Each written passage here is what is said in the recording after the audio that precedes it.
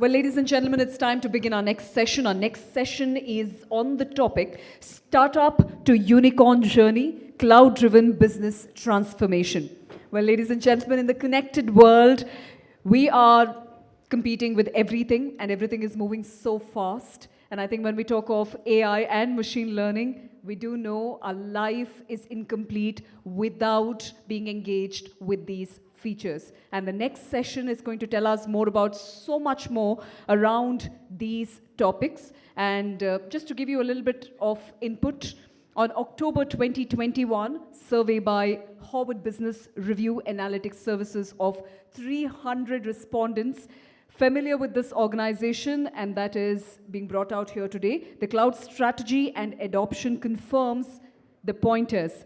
Using emerging technologies for operational excellence, cloud as the backbone catalyst for innovation, redefining the new workplace model, data and BI for unmatched customer experience, the $1 billion journey.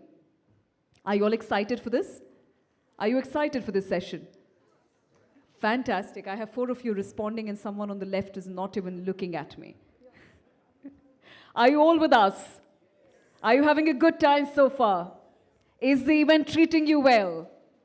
Fabulous. Keep those smiles on and hold your applause as I invite our speakers and the session chair to join us on the stage. Ladies and gentlemen, I'd like to request all our speakers to come together. Our speakers are Harish Ramarao, Senior Vice President, Engineering, Accord General Insurance. Wherever you're seated, sir, could you please wave at us? Please give a big hand for Mr. Harish, everybody. Thank you. We have with us Mr. Katreddy Kiran Kumar, Vice President, Data Platform Engineering, Meesho. Everybody, a big hand, please. Welcome, sir. We have with us Mr. Anurag Ladda, Head of Engineering, DealShare, with us today. Lovely having you with us, sir. We have with us Mr. Narendra Babu, Chief Technology Officer, PayU, who's joined us here today in the front here, everybody. We have with us Mr. Sudhir Tumuluru, Head of Engineering, CoinSwitch. Thank you. We have with us Mr. Raghu Koratagere, Senior Director, Engineering, NoBroker. Everybody, a big hand, please. And to our session chair, who's joining us here today and leading the entire session, I would like to invite our speakers and our session chair to join us. That is Mr. Vivek Mathur, Partner, Deloitte India. Everybody, a big hand, please. I would now like to urge all our speakers and our session chair to please join us together. And this time, everybody needs to applaud together. Come on, not just 1 or 2 of you, everybody. Thank you. Thank you so much. To our session chair, we have a monitor that tells you the time duration of the session. We'd like to urge you to bind the session to the time duration. And to the rest of the speakers, we want you to give as much knowledge as possible. I hope you are sitting in front of your pictures when you look at the screen displays there. This just was the icebreaker to all of you, actually. So could you please look at your pictures and sit exactly there so everybody gets your name and, yeah, lovely. That was nice. Perfect. We are not actually. All right, over to you, sir. The session's Thank you. on to you. I think, first of all, thank you for giving us the opportunity to speak on this topic today. My name is Vivek Mathur, and I'll be the person holding this session together. Thank you for giving us time on the afternoon. We have a very important job of keeping this interesting and entertaining for you. But we'll try and see if we can keep some time at the end so that you can also ask all these esteemed panelists, a few questions from your end as well. But before we tee off this session, there are a few facts, and I'm sure all of you are aware of these. If you look at the last few years, right, there is nearly 15x increase in the amount of funding that has started for startups. There is 9x increase in the number of investors who are now interested in coming and working in the Indian market. There is 7x increase in the kind of incubators who have started working in this market, which provide the initial ecosystem that is required to bootstrap an organization, to provide the initial care, if you like, right? And India, number of unicorns have now touching nearly 100 unicorns or so. The numbers keep going plus and minus, but we are touching there. with a valuation of nearly $350 billion, right? So I think first of all, what each of these folks have accomplished is absolutely great, right? So first you should feel pride, and proud about this where you are. But let me start this session with first coming to you, Harish, right? What's been the journey of your startup, right? And I have a follow-up question on that. One of the challenge that many organizations, as well as, it's a general public reaction to some of these as well, is this about a valuation game, or there is really value in, running a unicorn or even a, a good startup as well? So I want to pick your brains on both these thoughts. Yeah, thanks a lot, and welcome everybody. I'll answer both the questions. So Acko was born in the cloud. So our technology, so the journey for Acko has been, especially since we are a digital insurance player, we started in the cloud. We are in the cloud. We started both cloud first, and then we slowly moved cloud native. So to bring that into perspective, for a D2C company, it's natural to be in the cloud. That's where it's easy for us to reach our customers. That's where it is easy for us both to scale and also to incrementally grow along with growing our market and getting new products, etc. It also helps us in a way to, or rather has helped us in a way to solve for ourselves first, and then allow the technology to be adopted by other insurance players. For example, we have solved for a lot of the critical technical pieces in terms of manufacturing insurance, as you can call it, distribution of insurance digitally, the core domain model, etc. And now there are companies that are on the similar path, which probably would want to do something very similar. Older insurance companies who want to get onto this same D2C journey, who want to flow along with us. So that's where being on the cloud, starting cloud first, sometimes we move cloud native, being into multiple clouds. We are into AWS, we're also on GCP. It helps us to get to our customers faster. That's the first part of the question. The second part of the question is actually both. Value is a customer view of the company, and valuation is an investor view of the company, right? So value is how our customers perceive what we do, what they want to buy from us, and insurance specifically is a renewal repeat business. Once people trust you, they keep coming back to you. It could be motor insurance, it could be health, it could be life. They perceive the value, they keep coming to us. Value is both product, value is both services, especially in insurance, it's a claims related business. When consumers see how they are treated very well, how they're able to connect to us, how we understand them a lot more better, that's the value piece of it. And value grows. People come, they buy more from you, and they tell others come. Eventually, your market and your perception of value in the eyes of the customer grows. Valuation, of course, is slightly different, right? Valuation is the investor view of what we do, right? It's a revenue game.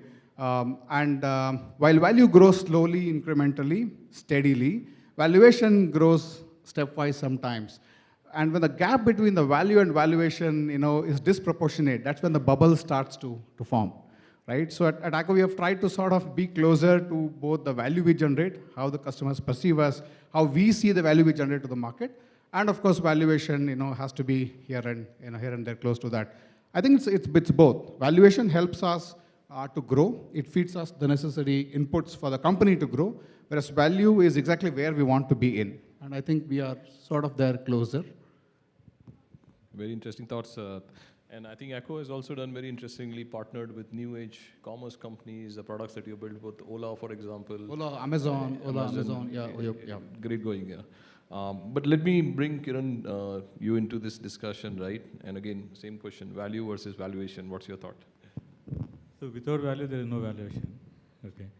So for example, in case of Meesho came into existence a few years back, saying we want to democratize e-commerce, right? So in the first wave of e-commerce, every company started focusing on only tier 1, tier 2 customers. More focus was on convenience over price. As a company, we came into existence and say, hey, let's focus on price, convenience comes next, and then let's target the audience who would go for the price, right, which is mostly tier 3, tier 4.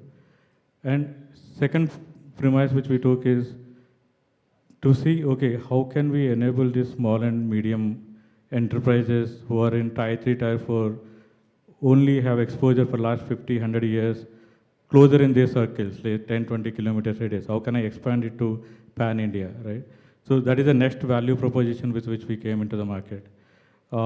Within few, I think we were also cloud native or cloud first, whatever we call it, right? So we started our journey with cloud, we scaled ourselves in cloud, but the valuation started coming only after we started showing our numbers to investors. For example, 2021 April is when we announced that we are, before that Meesho used to be a social commerce app. What it means is you sell to a reseller and seller will sell to a reseller and reseller can market it in his own social circles and bump up the price and sell, right? So that was the model.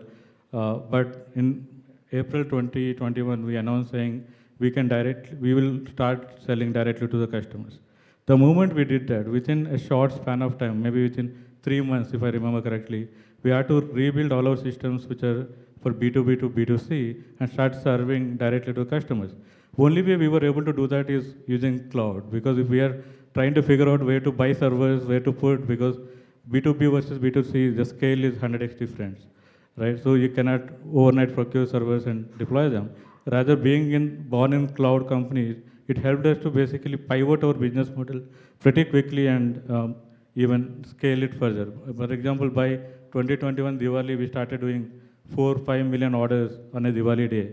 2022, we were the number one in the Diwali season in terms of 8.5 million orders in a single day. Right? This is the kind of scale we were able to achieve from 0 orders to 8+ million orders in a day. That was possible only because of the cloud. And the valuation part came once we started showing these numbers. And when a company is showing the orders going up, doubling every quarter, right? So naturally, all investors especially will be looking at this company as the next big thing. That is where the valuation comes in. So first we need to create the value, then valuation naturally follow. I agree with that gap will always be there. As companies, we always try to figure out how can I increase my value so that the valuations and value stay closer, as Harish mentioned, right? So that is the only thing everyone in the company keeps thinking in the executive team. No, very interesting thought. First, you mentioned about how quickly you were able to gravitate the organization from a B2B company to a B2C company, right? And it's a massive change. But you were able to do that because you had cloud as your foundation at the base. And the second thought that you mentioned about value has to be there, right? Valuation will follow. And at times you need the valuation to bring that value also, right? And I think that's where it gets, both mixed up. But coming to you, Anurag, right? I mean, you see the audience here in terms of the panelists, but also a stat, right? Just to share, 80% of the startups today are born in cloud, right? So is cloud a silver bullet, or do you think there is some other driving force that necessitates that when somebody thinks about a tech-driven organization or a digital organization, cloud becomes like a no-brainer question? What's been your experience and journey? And then specifically in your space on DealShare, what role did cloud play as well? Okay. So as far as the journey of DealShare is concerned, how cloud helped us, was it enabled us to experiment quite fast, right? As a startup, you start out with something, but it's always not, but what you started out with may or may not always be the model that gives you the right product market fit, right? So at the start, I strongly feel that an approach that helps you with faster experimentation and to seek real feedback from customers, right? That should help. Part two of how cloud helped us was between Jan 2020 and Jan 2022, right? Our GMV grew by 25x, right? So with this kind of a scale, we were still able to comfortably service all our customers largely with without expanding our tech team size, right? by the time we became the unicorn, our tech team size was actually less than 40. All this was possible due to cloud. I just want to add one more thing. It's actually the right kind of cloud offerings and the right kind of SaaS tools to be used, right? A combination of these two helps with faster speed of execution. Absolutely, and I think 25x is a great number. Many organizations would love to have that, or many other x's. But the ability to scale up at that speed, Yes. I think that is the main point that you're bringing in as well. But Narendra, coming to you, what's been the PayU story around that? Is cloud has been the silver bullet? Cloud has certainly be very useful for us to scale our business. So I look at it along 3 dimensions, right? So for any company which is quite not in the stable state, right, where you're still in the growth phase, time to market becomes very important, right? So with that in mind, right, so naturally all the resources that a company has that you would want to put in building features which would help add value to your customers, right? So like, do you want to go and invest in platform technologies, or do you leverage what is out there and kind of focus on building features and new products that are relevant to your customers, right? So this is the question. So naturally we embrace the cloud, and that significantly helped us to go to market much more quicker, right? So the second part of it is reliability, right? So what we have seen is that, you know, kind of have a small footprint of on-prem service as well, and we are very consciously moving towards embracing cloud fully, that there is a certain reliability question that comes up, not because, you know, you need a certain skill, you need the right associates to be there who can oversee the on-prem hardware of yours, right? So that becomes challenging, right? So reliability is a lot higher, and, you know, that keeps the NPS of our customers a lot better. And finally, the third part, you know, Kiran here spoke about Diwali sales, right? So PayU being the payment provider, we provide payment solutions for almost all the big e-commerce players, right? So, and events like these, where everybody goes on sale on the same day, our ability to scale up quickly and support on-demand scale becomes super important, right? So these things become very difficult if you're not on cloud, right? So you can't provision hardware just for your peak and keep them idle throughout the year, right? So that's the third dimension that we need to look at. So all in all, I think cloud has been a real accelerator for us, and that's helping us propel our business forward.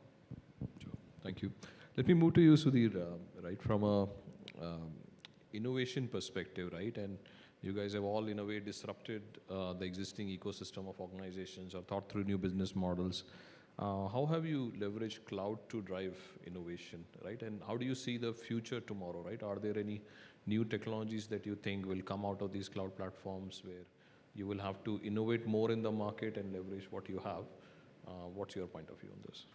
Yeah, coming to CoinSwitch usage of the cloud, CoinSwitch was born in the cloud, just like most of the folks who have talked about it here. We are less than 4 years old. We are a very young company, and to get a customer base of 20 million customers in such a short span, you know, the premise of CoinSwitch is be able to put your, you know, dip your feet into crypto and be part of the crypto ecosystem. Make it as easy as ordering food on your favorite food app. So that was the promise we started with. And to be able to grow in such a short time and to cater to such a large customer base would have been impossible without the cloud. So elasticity certainly plays a big role. Along with all the undifferentiated heavy lifting. I used to work in AWS before moving here. And one of the things we used to talk about in AWS is what we do is undifferentiated heavy lifting, as in all the foundation, all the care and upkeep that you need to do with the hardware. All that comes taken care of with the cloud. So that has certainly helped us scale. And coming to what are the aspects that differentiate between cloud first versus cloud native, there are a lot of value-add services, SaaS services. Of course, there's EC2 and other infrastructure, IaaS and PaaS services. But where we really see a difference is in terms of SaaS services. We use AWS Lambda, for example, very extensively. To build a Lambda-like infrastructure and to be able to cater to scale it up to do asynchronous processing of that many events would have been impossible to think. So that's where I think especially the value-added services or the upper layer services of any cloud provider would help. Similarly, Google Spanner, I could think of a few services in GCP that would be almost impossible to replicate in such a short time. My journey in Flipkart was also similar. We started out in the age when India did not have a cloud. So we had to build our own private cloud infrastructure. And having worked in the cloud team, I could see how much extra work we had to do just to get to the same level of the public cloud providers. So I think, first thing is it gives you a higher foundation on which you can innovate and build faster. And with using cloud native stacks, like whether it is Snowflake is another example where we could elastically scale for all our BI workloads. These and Lambda-like services would certainly take us to another level. Yeah. No, so you have given a good background to it, but where do you see it going towards, right, the future? Are there things that you see? I mean, everybody's talking about ChatGPT, for example, but will the real industrialization of some of these solutions happen? Where do you see that happening? Yeah, I think ChatGPT took us all pleasantly by surprise. I think it was something brewing, and we're all fascinated. My kids are even more fascinated than I am. So I think it'll take us, I think it'll only improve, the accuracy will improve, and it'll take us to a different shape. Where I see, I think, these technologies evolving is the intersection of something like ChatGPT and AI. If you were to put the only way you could hope to get such kind of intelligence woven into ChatGPT and to AI and ML algorithms that can make it even more intelligent and maybe predictive as well, is I think that is where I think the sweet spot would be for evolution. Yeah, and I hope your kids are not doing the homework with ChatGPT. But coming to you, Raghu, right? Similarly, from a no-broker perspective, and again, no-broker has disrupted another industry. What has been your journey, and especially what specific services do you think were useful when you were building? Right. Actually, if we talk about the initiatives at NoBroker, I think I should probably walk backwards from what we are doing today to where we were earlier. The kind of initiatives what we are doing today at the scale what we do are huge, and it cannot be done outside of a cloud, right? So the initiatives I can talk about are vision problems, where we are trying to use vision models and deep learning models primarily for voice. Our use cases are tremendous. Basically, we are a very large organization in terms of B2C interactions. And we produce a lot of data, especially when you look at our properties, people upload a lot of images. And the images has to be processed. And images, what people upload cannot be directly put on our website. So there is a lot of audit process that happens. And if you are talking about humans processing it, it's just impossible. So our AI ML models are like absolutely necessary to process almost at real time to be able to screen what images are going in where, right?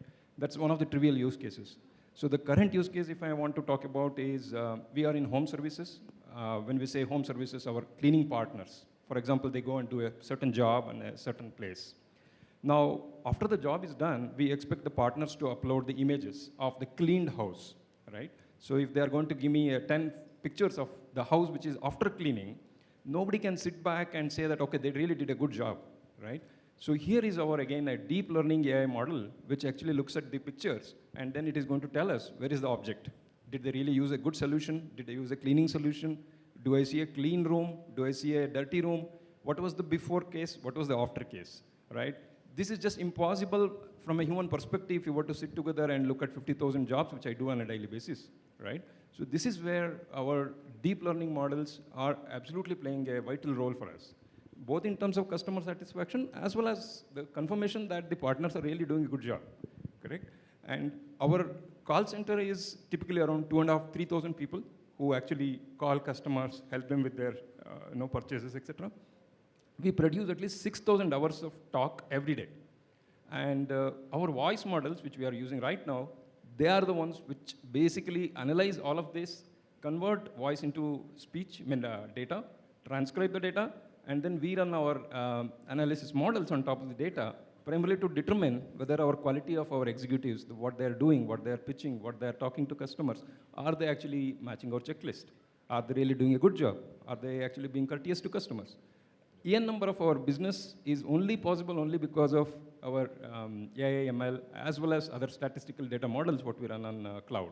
So without cloud, I don't think any of our initiatives, whether it is today or if you go back 3 years ago, we were started with property recommendations for people.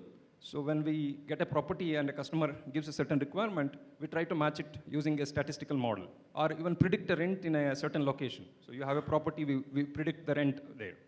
So all of these are possible only because we could run almost real-time models on cloud, which probably are very complex when it comes to deep learning models, which probably runs into, from a handful of parameters to, right now I think it's as deep as, millions of parameters on a data model, right? So that's the case. Absolutely.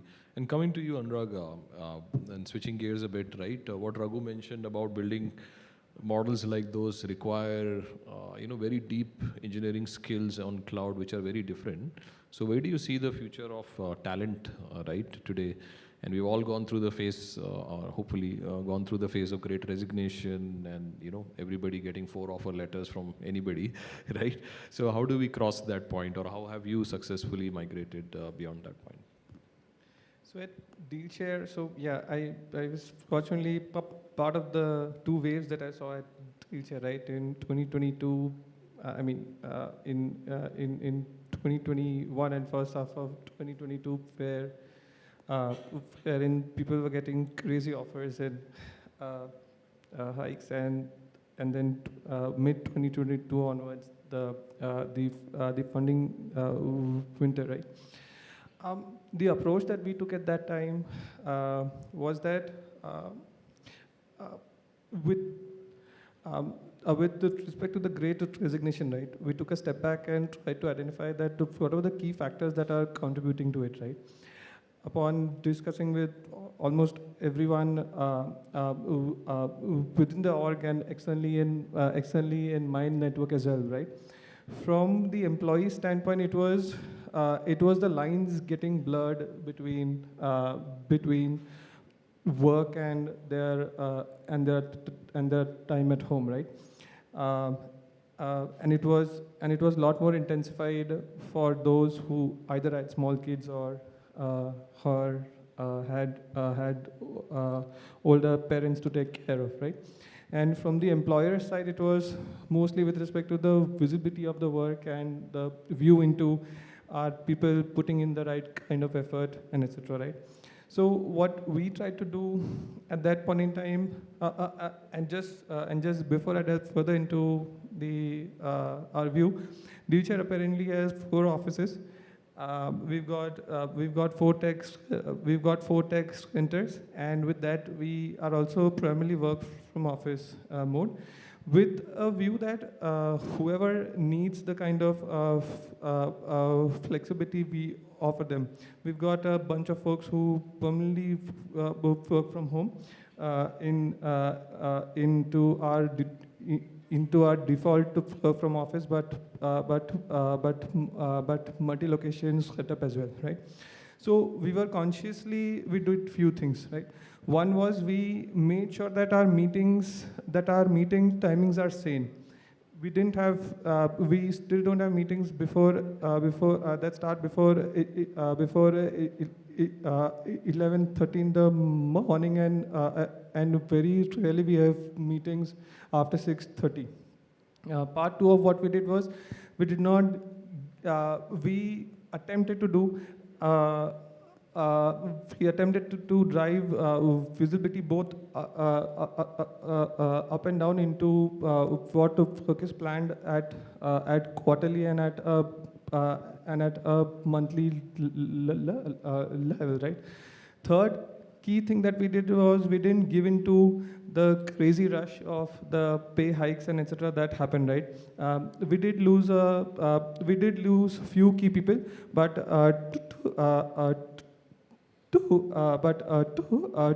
today, when I look back, I'm quite happy about the choice that we made. Right? It's extremely important to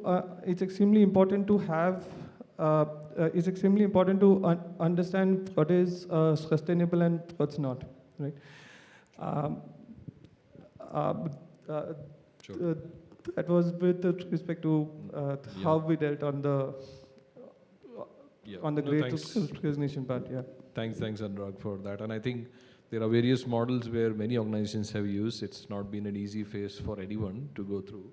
But Narendra, your thoughts on the same topic, right? How did you deal with the talent pieces? And is there anything specifically you've done? Because growth and talent is also dependent on opportunities you provide, right, to the staff and the team and how they grow, right? What have you done around that?